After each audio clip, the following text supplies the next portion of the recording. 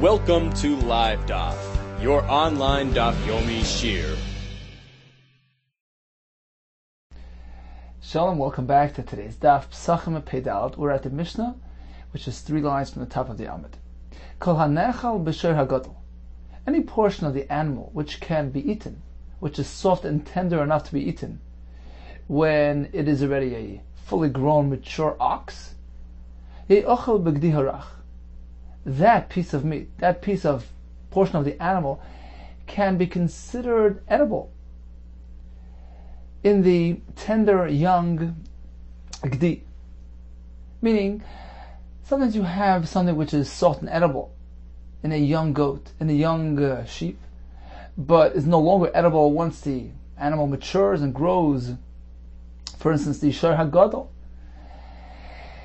That chelik, that portion of the animal, cannot be considered, cannot be counted in as part of the basar supply, the edible supply of the Korban Pesach, if one should even eat that portion, which right now is still soft and edible.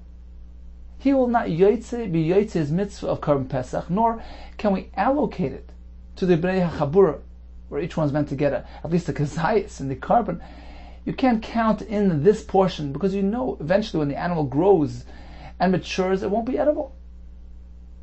So the formula is kol hanechal b'shor hagadol. Any portion of an animal which is still soft and edible when it is featured in a fully grown, mature ox, ye'ochel b'gdi harach, is considered to be edible in this young and tender goat. And first, to explain, we find the pasuk a comparison. The Torah lists sheep with cattle, even though cattle is not meant for the Korban Pesach. Why does the pasuk by Korban Pesach list them together to create that correlation? Only something which is fully and easily edible in a shor and an ox can be considered ro'i la'achila and counted into the food supply, into the basar supply of the Korban Pesach when it is a young and tender Korban Pesach. V'roshe knofayim v'haschusim. What are examples of things that eventually turn hard and edible?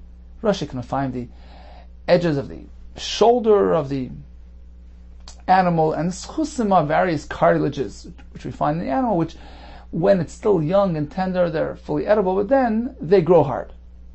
Says Rashi, right off to the side here, Masnisin kol hanechal b'shor hagadol. Anything which is still edible when we have a mature ox, shekvar huksha kol ma she'asad lahakshas, but when everything has already hardened,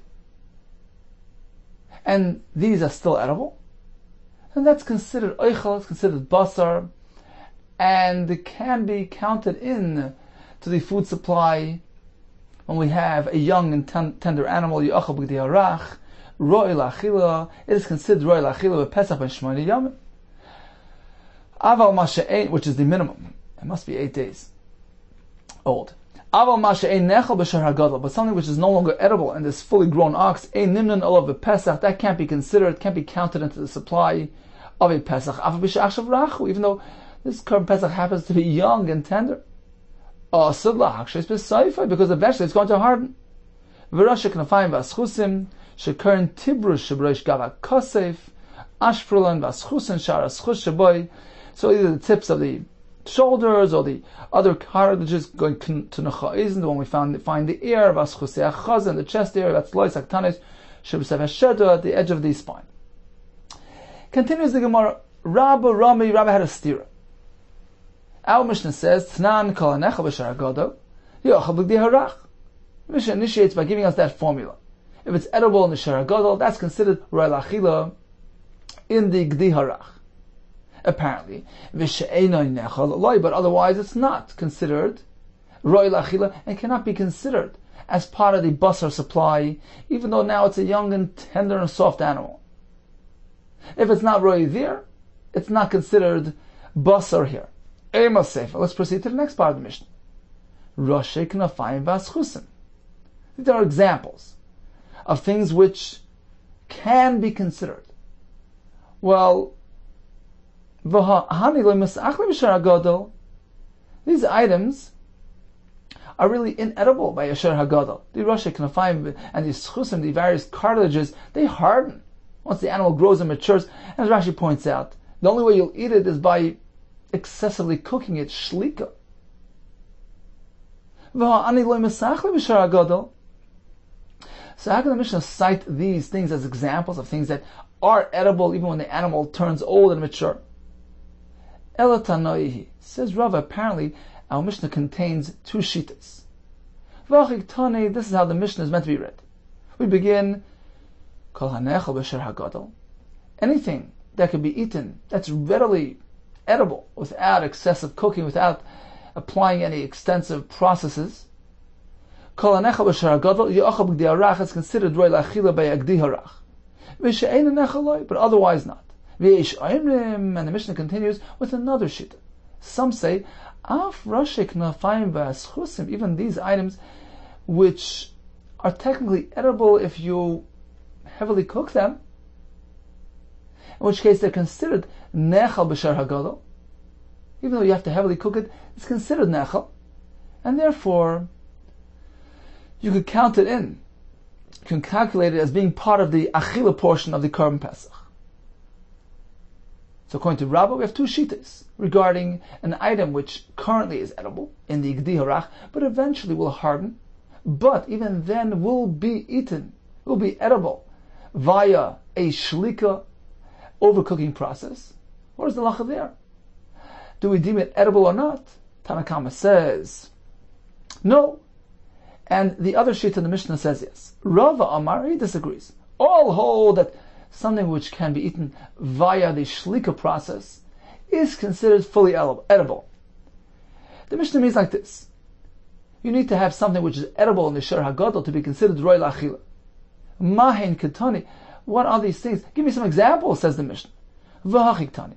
Kol hanecha b'Shar Hagadol b'shilka. The Mishnah begins, anything which is eaten by the Shar Hagadol, even if it needs to be heavily cooked to make it edible, that is considered roy la'achila, and ye'ocha b'gdi harach will allow it to be eaten by Gdi Harach b'tzli, through tzli. Meaning something which, although needs to be heavily cooked, once it's a Shar Hagadol, that is enough to categorize it as roy la'achila, and therefore it allows it to be eaten and to be yotze the mitzvah with it through eating it b'tzli by Gdi Harach. Give me some examples. Umahen, Rosh Knafayim v'aschusim. These are simply examples of the above mentioned halacha.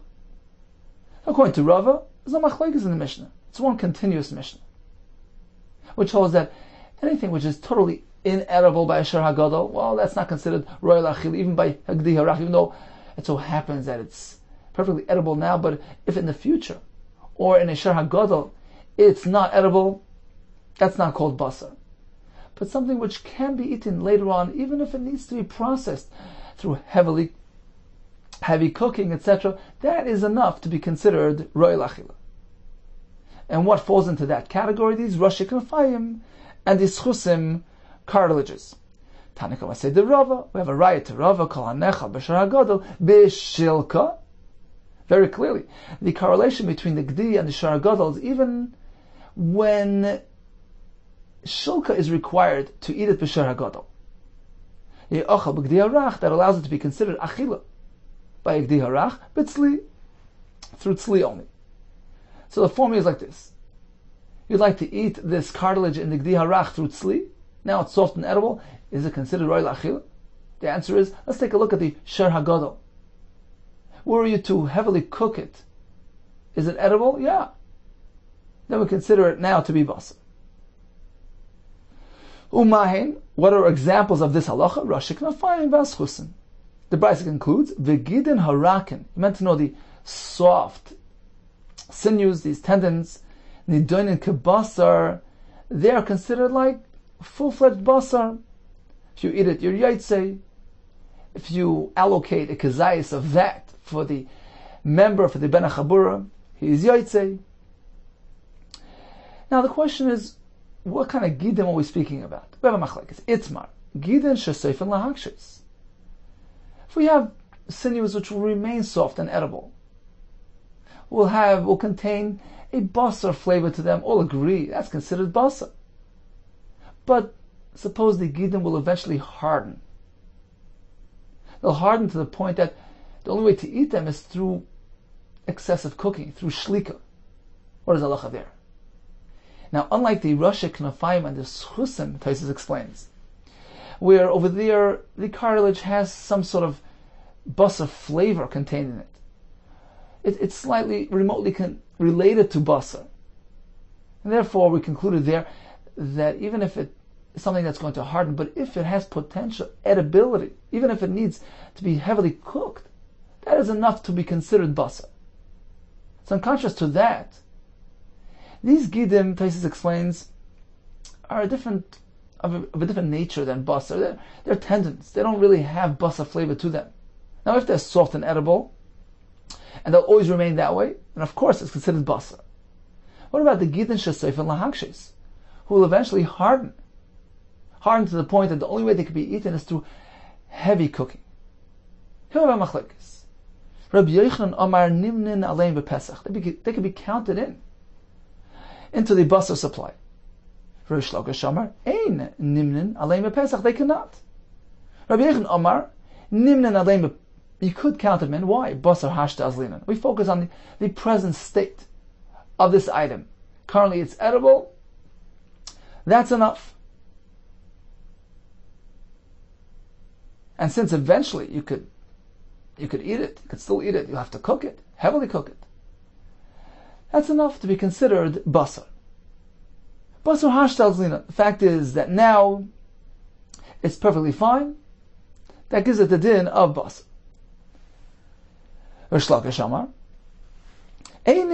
No, you can't use them for your basar supply. Basar b'seif azlinan.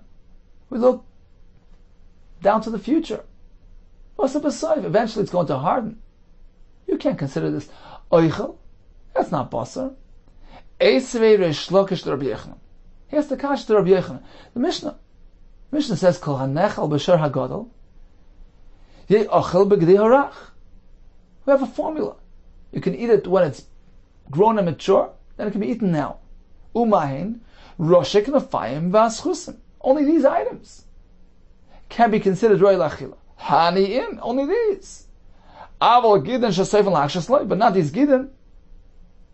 Fact is, the Mishnah only gives us a couple examples.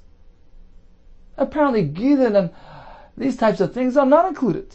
Amar leis Rabbi Yehuda responded, Tanahani. Truly, Mishnah mentioned these v'adin lahanach. But the same thing will apply to the gidin shesef and lachshis. Why? Because they're based on the same concept. Hani my taima. Why are the Rosh Knafayim and Schusim allowed to be reckoned as part of the edible portion of the carbon? My taima. Damas achle b'shar hagadol b'shilka.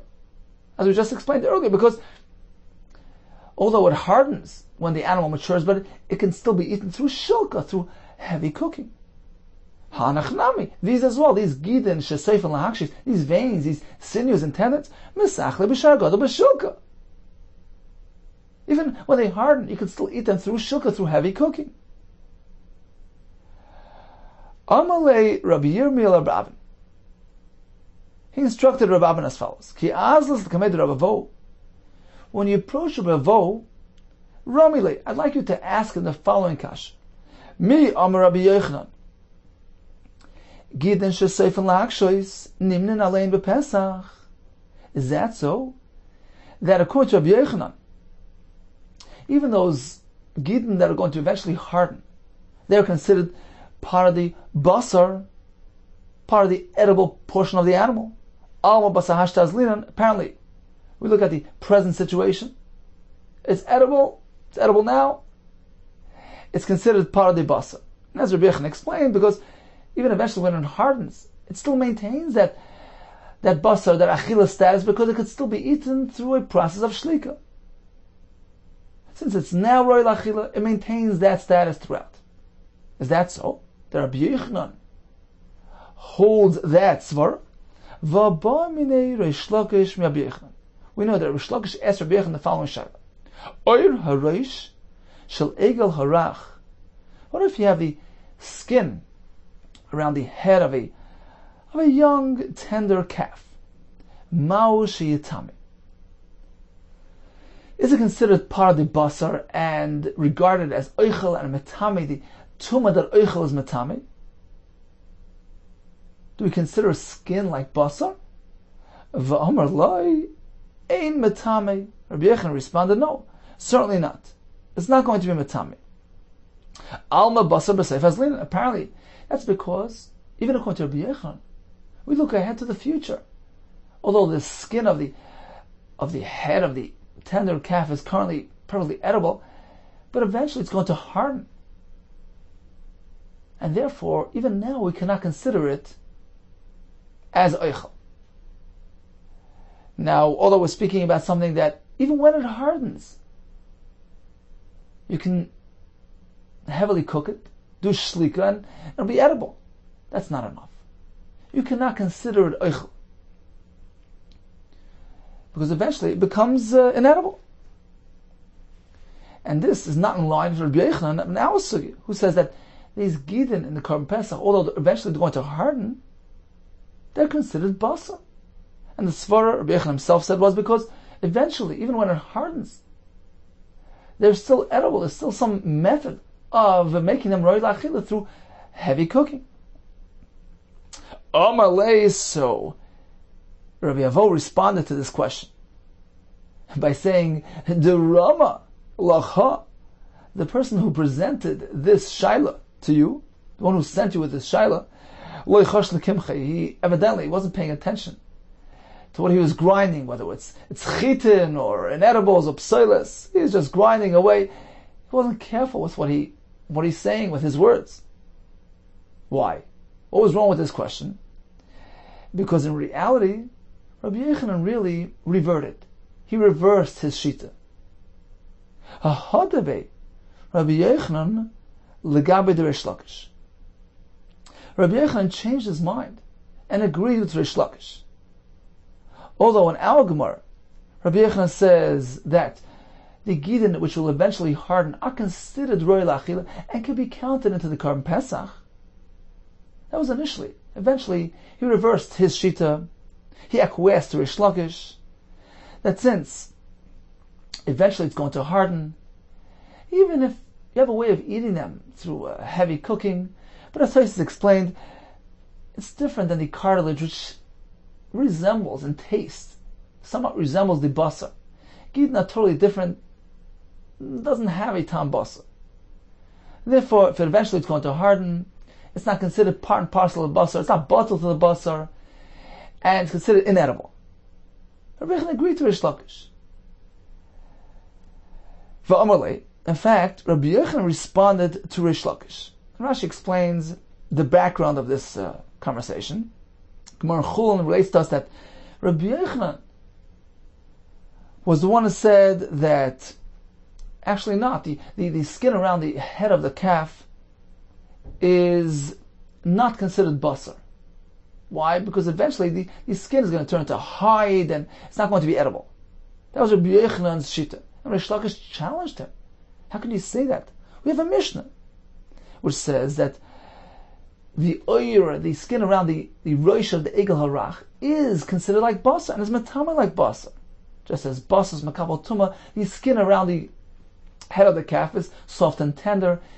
It's considered like flesh, like basar, and is also metame. How can you say it's not? And Rabbi Yehuda responded, "Va'amarle al takniteni. Don't tease me. Don't challenge me with that Mishnah. That's not a Mishnah which is agreed upon by all. It's a single shita. That Mishnah reflects a view of an individual, of a yachid. That's not agreed upon by the rabbim.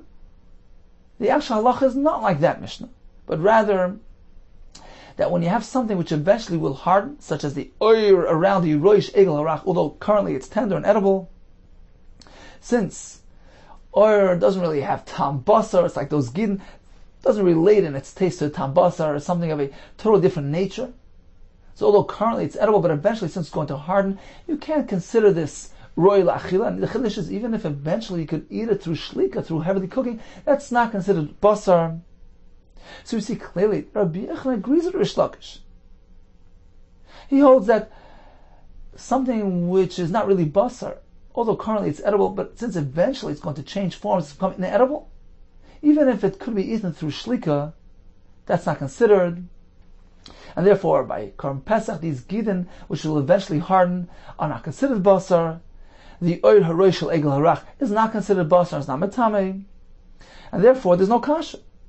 Rabbi Yehuda told us that the oir haroy shel egel harach is not metame. It's perfectly in line with his shita by Korban Pesach, because eventually he reversed his shita. He agreed with Rish Lakish. Gidin sheseif and lahakshes are not considered oichel. So, conclusion, regarding something which currently is edible, eventually hardens to the point that the only way it can be eaten is through heavy, excessive cooking shlika, we have three halachas. And now, Mishnah, we discussed the roshik knofayim, the schusim, these cartilages, which, as Taisus explained, are unique in terms of the fact that they resemble the tam basar. They contain some sort of basar flavoring. They're closely related to basar, and therefore, in this case, they could be considered part of the achila portion of the Korban Pesach. However, gidin sheseif and lakshois, or the oir of the egel harach, these are not considered like basar. Continues the Mishnah. Hashever se'etzem ba'pesach atar.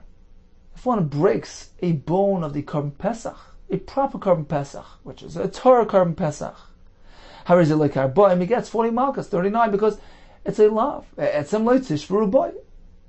Aval, says the Mishnah, in the following two cases, there will not be malchus. Number one, hamoy sibretor. If one should leave over some basar of the Korban Pesach, even the Korban Pesach, which is Torah, a properly brought Korban Pesach, if he leaves some basar past the expiry date, there's no malchus, because the Gemara will tell us it's a passive lav, or because it's connected to an essay. So that's one example. Or v'hashever b'tamei. If one should break a bone in a Korban Pesach which was brought b'tumah, most of Yisrael with tamei, this Pesach was brought b'tumah, is going to be eaten b'tumah, and he breaks a bone in that Pesach, there's no issa for doing that. Ein leikas harboim, there's no malchus. It says, we understand the first halach. If one does noisa by a carbon, there's no malchus. There's sanya. Loisei sir menat boiker, not meant to leave it over. V'anoisa menat boiker, the pasuk concludes, b'eish t'streifu, burn it. By concluding with a mitzvah asay, it's meant to be burnt. The pasuk is in effect changing the din here. Boha kasa litin asay achaleis asay. The pasuk here is presenting an asay, following the leis asay. Not meant to leave it over, but if you leave it over, you have a way of fixing up the avera, so to speak, by burning it. Loy ma'ashein loika. This teaches that there's no malchus. The Rabbi Yehuda. Let's take a look at Rashi here. 5 lines in the bottom. It says Rashi ba kosov. Kol lav shenitak lasei ein loikin alav. Any lav which is related to an essay generates no malchus. Why? The mashma. Because the pasuk in effect is telling us zui takanose. This is the way to fix, to be masak in the lav. Im tavar alav asay zayis v'notzel. If one committed a lav, do the following and rectify it. Don't leave over the basar, but if one does so, burn it. Another reason why there's no malchus, the prime example of malchus is by the chasima muzzling the animal while working with it. Shamalchus nismachlei, over there is the context of malchus, and that's an example for all malchus. Since that is not a lav that contains an assay, malchus apparently only applies to a malchus, to a lav which has no assay. Getting back to our Gemara, noiser, since it has a lav but also an assay, it is free of malchus. Divrei Rabbi Yehuda. That explains the first halach in the Mishnah. There's no malchus by noise. Rabbi Yaakov, actually, this is not the reason for lack of malchus. Rather, the reason is because it's a passive lav. It wasn't an active lav. He didn't actually do anything. He just neglected. He allowed the basa to remain beyond the zman achila. There's no malchus for a lav she'en b'maisa. So noisar doesn't generate malchus. We have two reasons. Lav and etek lav she'en b'maisa. That's understood. Ella, says the Gemara, shaver b'tamei minol. How do we know that if one should break a bone in the Korban Pesach, which is tamei, there's no malchus there as well? The makra. The pasuk says, "Ve'etzem le'sishberu boy." Not meant to break a bone in the Korban Pesach. Boy is an extra word to teach us boy bekosher. Only in the Korban Pesach kosher, you may not break a bone. But once it's possible, there's no Isser Shviras Etzem. Tamar Rabbanan. The Gemara here will present us with an alternative source for the same halach. The Brisa begins, Ve'etzem lo yisishbru boy. Again, the same drasha. Boy is bekosher, v'lo bepasel. Tanakama learns from the word boy, a Pesach which is pasel, and involves no Isser of Shviras Etzem. Rabbi Omer, I have another source. Because the pasuk begins as follows. B'bayis echad yachal. The pasuk continues, Lo yiseitzi min abayis and abasar chutza, and concludes, Ve'etzem lo yisishbru boy. Says Rabbi, we can learn from this that the halacha of Shviras Etzem is very much related with the edibility of the korban, with the achila of the korban. Kol roy la'achila yesh ba mishum Shviras Etzem. A korban Pesach, which is roy la'achila, has a din, has an issa of breaking its bone. We mentioned earlier, Sefer HaChinuch says, not to eat the korban Pesach, derech malchus, derech cheres, dignified, not rather than devouring it and chomping and breaking the bones. So the issa of breaking bones is very closely related to the mitzvah achila. Says Rebbe, when a korban Pesach is roy la'achila, wrapped along with issa achila comes along issa of breaking its bones. However, v'she'ein roy la'achila, but otherwise, if it's not roy la'achila, anybody mishum shviras etzem, there's no issa of breaking a bone. Rebbe seems to be adding. I think more soon will explain. We actually have 8 approaches to understand this machlekes. Rebbe is going to add another dimension here. He agrees with the Tanakama that if it's possible, there's no din shviras etzem, but he adds that it also has to be roy la'achila to generate the issa of breakage. Now, what is the nafka mina? Is there any halachic ramification to this machlekes? Whether it's dependent on pasal or kosher, or whether the roy la'achila is determinant. My benai. Omar Rabbi Yirmiyah, Pesach haba b'tumah yikubenai. Suppose Yisrael with tummy. They brought the Pesach b'tumah. That would be the nafka mina. L'manda makosher, according to Tanakama, it needs to be kosher to have an Isser of Shviras Etzem, high pasal. This Pesach, since it was brought b'tumah, is considered pasal. It doesn't have the same status. It's not at the same level as a Korban Pesach kosher. And therefore, there's no Isser of breakage. L'madama roy la'achila, according to Rebbe, the determinant is roy la'achila, hainami roy la'achilu. Even though it's a Korban Pesach b'tumah, but you're going to eat it. And therefore, there's Isser Shviras Etzem. Let's take a look at Rashi on top. Hi, possible. This is Tanakama. It's possible. Shanasa b'psul, the tumah t'chuyi b'tzibur. There's no heter l'chatchila to bring a korban b'tumah. It's out of necessity. It's a b'di'evet. It doesn't have the same level as a korban pesach b'tahara. Ela shekan gzes hakosel le'poitrum boy. He says, even this low level korban you can be yotze with. But it's not the highest level. And there's no isur of bone breakage. Whereas according to Rebbe, you're going to eat it because it's not ha-pesach sheba b'tum and b'tum. If it's roy la'achila, there's an isser of shviras etzem. That's Rabbi Yirmiyah's approach. Continues the Gemara in the second line. Rav Yosef Amar, he disagrees. This is not a nafka mina. Kol ki gavna. This type of case of a pesach sheba b'tum, the kuli alma ein by mishum shviras etzem. Everybody agrees there's no isser. The Rebbe like kuli ka'asi. Rebbe was somebody coming to be more lenient Tanakama. V'haya pasalu. This Pesach is pasal. It doesn't have the kashrus of a typical Korban Pesach. Even Rebbe would agree, there's no Issa Shviras Etzem here. Rebbe agrees to the condition of kashrus. He's simply coming to add another dimension. But the Pesach B'tum is considered pasal. Even according to Rebbe, there's no Issa Shviras Etzem. Rather, the nafkamin is like this. Suppose at one point the Pesach was kosher, and then after the akrova it became possible, like atome. That will be the nafkamin. L'madam are kosher, ha-kosheru. According to Tanakama, the criterion is kashrus. Well, since at some point this Korban Pesach was roy la'achila, it's a shviras etzem, even though currently it's not. But according to Rebbe, since it needs to be roy la'achila, it needs to be practically roy la'achila. Hahashta love roy la'achilu. Currently it's not roy la'achila. There's no issa shviras etzem. Abaye Omar, Kuli alma kol ki agavna ein boy mishum shviras ha'etzem. No. Even according to the Tanakama, there's no Isser here. My timer, hashta mias haposlu. Who cares if in the past there was a point in time that it was kosher? Right now, is it posel here? Posel has no Isser.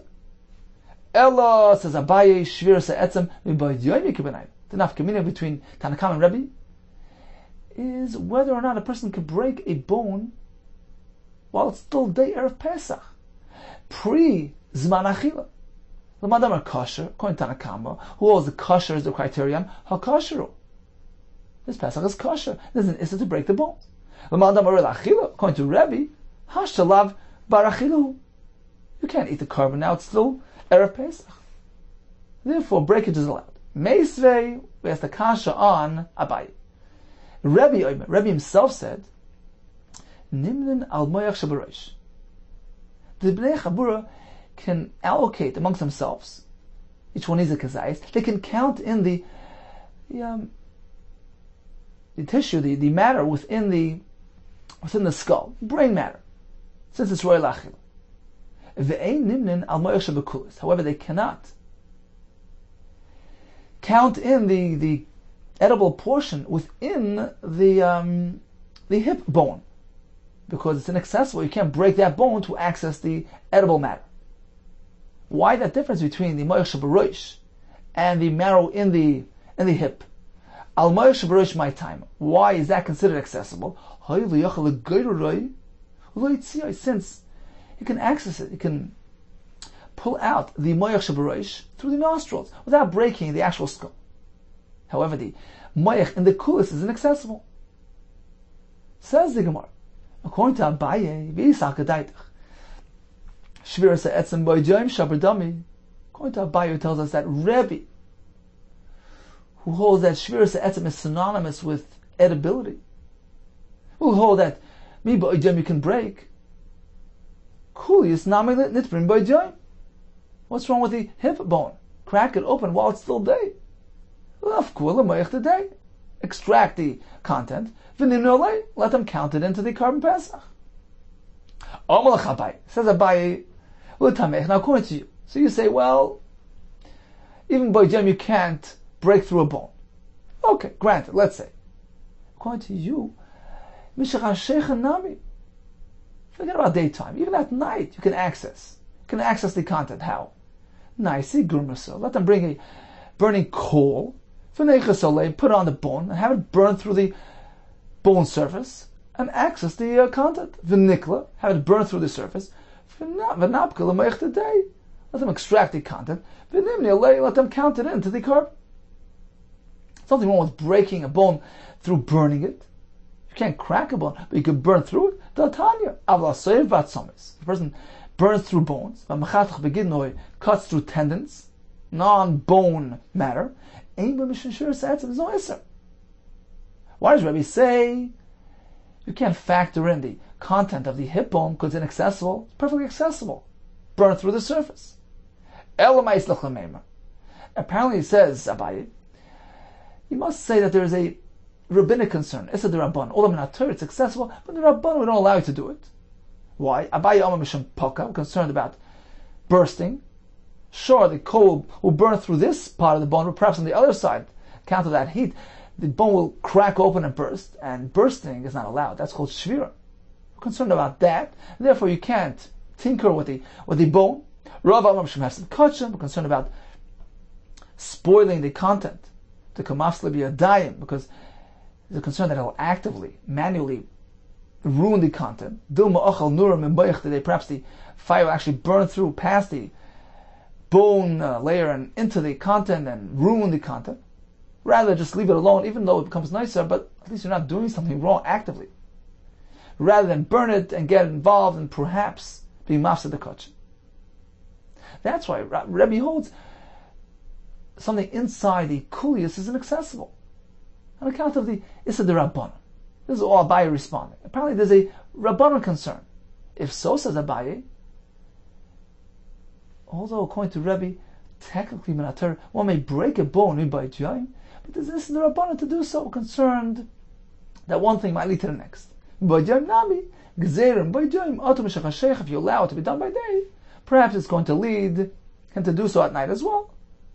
And that's why Rebbe says that you can't be nimna, you can't count in the bone content, which is inaccessible.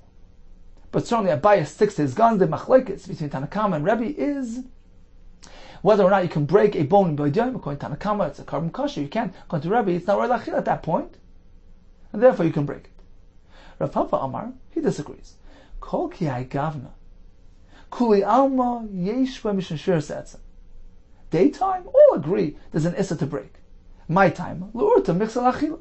Fact is, coming up soon, at nighttime, it's roy lachila. Even according to Rebbe, it's called roy lachila. Just wait a little bit, have a little patience. But the Korban Pesach, by definition, is roy lachila. You can't break its bones. So all agree it's us. Ella, rather, what is the nafkamina between Rebbe and Tanakama? Be'ever sheyotzim is miktzosa kemiflaki. Regarding an aver, a limb of the Korban Pesach, which was partially taken out of Yerushalayim. The meat on that part is pasal b'yotzi, and the inner portion of the avers is kosher. The question is, can one break the bone portion, which is directly beneath the basar, which is inedible, which is pasal? Madam are kosher, according to Tanakama, that the determinant is kashrus. Well, ha kosher. This aver, since at least part of it is kosher, it is considered an aver kosher, and you may not break a bone anywhere along this aver. But according to Rebbe, hayla barachilu. Fact is, the outer part of this aver is not roy lachila. Therefore, you may break a bone beneath that bus. Because as we find a similar shita, Rabbi Shmuel b'noi shabreichem break oimer. Aver sheyasim ektsasai. If an aver left Yerushalayim partially, v'shavar and he broke that portion, ein boy mishon shir se'etzim, there's no is. Rav Sheshes brother of Idu Amar, he has a different approach to the nafkamina between the Tanakama, whose prime determinant is kashrus and paslas, versus Rabbi who holds roy lachila determines the halach. He says like this: in this case, where the aver was only partially transported out of Yerushalayim, all agree. There's no issa shver se'etzim on the outer portion. The high aver hapassel. Look, it's pasul. This basar is pasul. Even Tanakama would agree it's mutter to break that part. Elo shver se'etzim b'noi k'b'nai. The nafkamina will be regarding a Pesach which was partially roasted. No. We learned earlier in the Masechta that you can only eat it when it's properly roasted. But if it's only partially roasted, it can't be eaten at this point. Can one break a bone in a partially roasted Korban Pesach? That'll be the nafkamina. Madam or kosher, according to Tanakama, kashrus is important. How kosher? It's kosher. And therefore there's an issue. But according to Rebbe, it needs to be roy lachila. Hashta any roy lachila. In its current state, is it roy lachila? No. May break bones. Rav Nachman Yitzchak Amar, Kol ki gavna. He says, well, in this case where it's partially roasted, yesh v'mishn shver se'etzim. All would agree that it's us, even Rebbe. Why? My time. The chaz l'achida. It has potential achila. The matfile v'achle. Just complete the roasting process and eat it. There's nothing inherently wrong with this carbon. And even according to Rebbe, there's an issur of breaking bones. Ella says of Nachman, it's like, I'll tell you the nafkamina between the shittas. Shviras ha'aliyah kibanayu. The aliyah, the tail portion of the sheep, is meant to go on the mizbeach, not be eaten by the owner. What if you break the bone in the aliyah of the Korban Pesach? L'madam are kosher, according to the shita Tanakama, where kashrus plays the role. Ha-kosher, it's perfectly kosher. This carbon is kosher. There's an isser of shviras etzim. L'madam are roy lachila, according to Rebbe, who requires roy lachila, high ain't a roy lachila. This thing is not roy lachila. The aliyah gavoya salk, it's meant to go on the mizbeach. And therefore, there's no isser of shviras etzim. Rav Ashi disagrees. Rav Ashi Omar Kol ki hagavna. Well, in this case, vaday ein bo mishn shviras etzim. Even according to Tanakama, there's no isser. Why? The vaday ein roy lachila klal. This is out of the realm of achila. It's part of the hakrava. even Tanakama holds that has to relate somewhat to being part of the achila portion of the carbon. Something which belongs to the mizbeach certainly has no din of shviras etzem. Ella. So what then is the nafkamina between the two shittas? Aver she'ein olav kazayis bas ikr. Suppose the aver which he's breaking does not feature a kazayis, which is a shir achila, kazayis of basa. Can you break that bone? Here's the nafkamina. L'mandam akasha, according to Tanakama, hakasharu, it's perfectly kosher, and you can't break its bone. L'mandam arei achila bina, according to Rebbe, shir achila v'lak. L'mandam arei achila, ba'inan shir achila v'lak. According to him, you need to have achila here. Kazayis of basa, which provides a shir achila. If this aver doesn't contain a kazayis of basar, that's not regarded as royal achila, and therefore there's no issue or shviras etz. Ravina Amar, he disagrees. Kol kai gavna leis bei mishum shviras etz. In this case, where the bone features less than a kazayis of basar, all agree. Even the Tanakama would agree. There's no issue of breaking its bone. To be in a shir achila, this bone has to relate to achila at least. Has to have a shir of achila. Has to be within the realm of the edible portion of the Korban Pesach. Even according to Tanakama. Ella Ever She'en Olav Kazayis Basa B'Mokem Zeh. The nafkamina will be in a case where at the point of breakage, we'd like to break his bone, there's no kazayis there. But V'yesh Olav Kazayis Basa B'Mokem Achar. Ikar B'nai. But there is basar elsewhere in this bone, on the other side. That's the nafkamina. L'madam akasher, according to Tanakama, with kashrus is the vital ingredient. Hakasheru. This aver is kosher, and it has a kazayis on it. It falls within the realm of the edible portion of the Korban Pesach. Although right here at this point of breakage there's no kazayis, but the aver is serving achila. It has a kazayis elsewhere. L'madam royal achila. But according to Rebbe, who requires royal achila,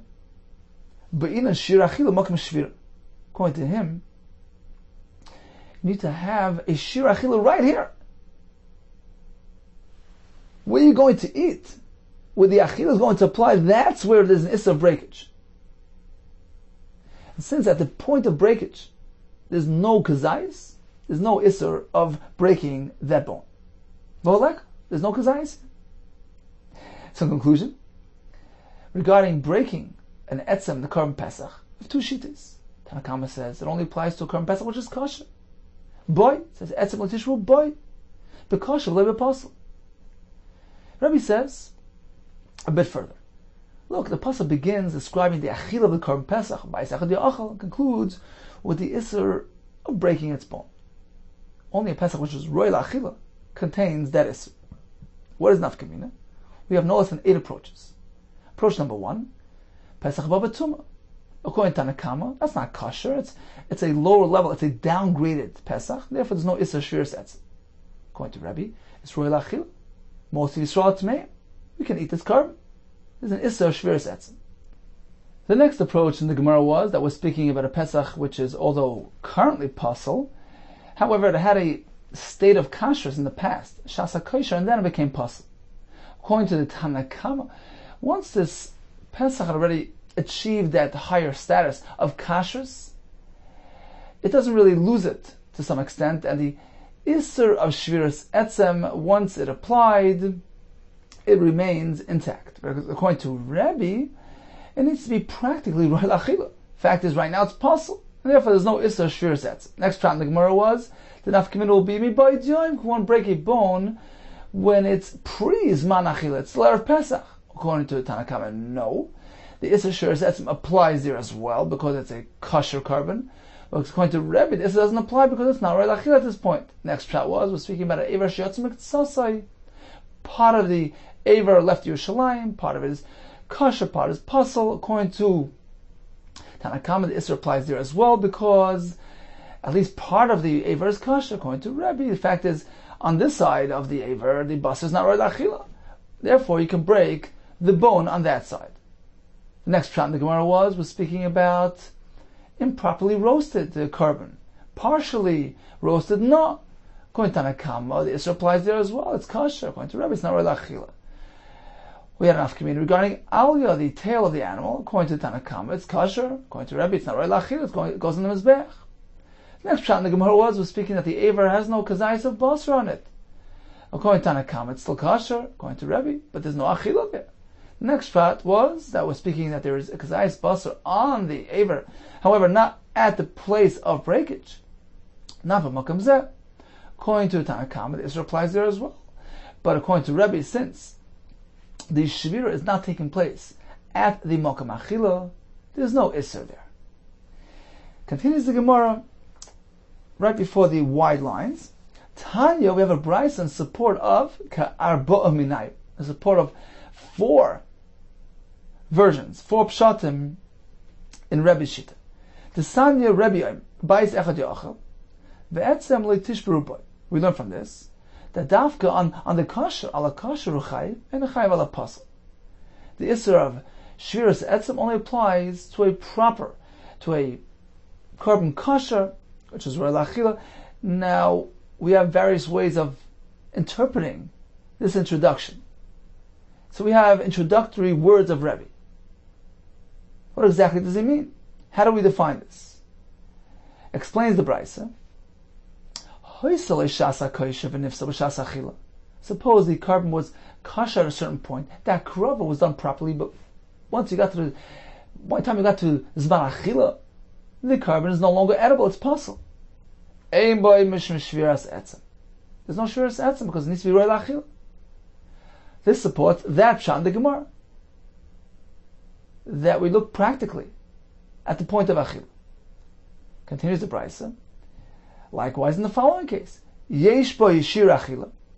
Only if it has a shir achila, the shir kazai is there, whether it's on the bone or at the point of breakage, depending on the 2 ways mentioned earlier. So only there do we say yesh bo mishviras etzem. But ein bo yishir achila, if there's no shir achila there, ein bo mishviras etzem. This supports that approach in the Gemara. Continues the brayso. Haroilu mizbeach ein bo mishum shviras etzem. The tail, which is meant for the mizbeach, that's not called roila achila. There's no shviras etzem. That supports that pshat in the Gemara. And finally, b'shas achila yesh bo mishum shviras etzem. Only during the zman achila, once night time arrived, then there's an isser shlei b'shas achila. But when it's still daytime, prior to zman achila, ein bo mishum shviras etzem, there's no isser.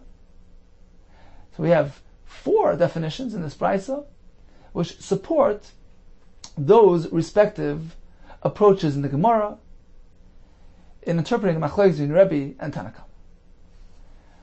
In time for a quick chazara, we began with a Mishnah which laid out a formula. You can have a young and tender goat, in which case there's lots of edible portions there which are currently roila achila, but eventually they harden, especially if we're speaking about a grown and mature ox, a sher hagadol, we have some parts there that will no longer be edible. The Mishnah tells us it needs to be uniform. Whatever is edible down the line is considered edible, and the true basar, which can be counted into the basar supply of the carbon pesach. But otherwise, you can't count it in. The Gemara explained for us that even if it's going to need some processing, shalika, heavy cooking, that is also considered edible in the Sher HaGadol, and that is considered ro'el achila for the carbon pesach. So when something is edible, eventually aydei shlika, if we're speaking about things which resemble basar and their flavor, for instance, the Rosh Knafayim, these chusim, these cartilage items, we consider them to be ro'el achila even now. But the gid and the tendons, which are dissimilar to basar in their flavor, etc., and they will eventually harden, even if they can be eaten later through shlika, that's not considered basar. Although initially the Gemara brought a machlokes between Reish and Reish Lakish, the Gemara concluded that Rabbi Yechon was moeded to Reish Lakish, that's not basar. The same thing regarding the oir of the egel harach, the skin around the head of a young calf, which will eventually harden. That's not considered basar, and it's not metameh to a seichel. We proceeded to the Mishnah. The only time we have malchus is when one breaks an etzem in a Korban Pesach, which is tar. However, should he break a bone in a Korban Pesach, which is tamei, there's no malchus and there's no isra. Likewise, if he leaves over some basar of any Korban Pesach, although it's asr, but there's no malchus, well, provided two reasons. Either it's a lav hanitik, let's say, or because it's a lav she'ema mais. We proceeded with a brisa. The isser of breaking a bone only applies to a Korban Pesach kosher and not a pasul. That's a Tanakama. Rebbe says it only applies to something roy l'achila. We had no less than 8 approaches to explain this machlekes, and we concluded with a brisa in support of 4 of those definitions. Be well and hatzlacha rabbah.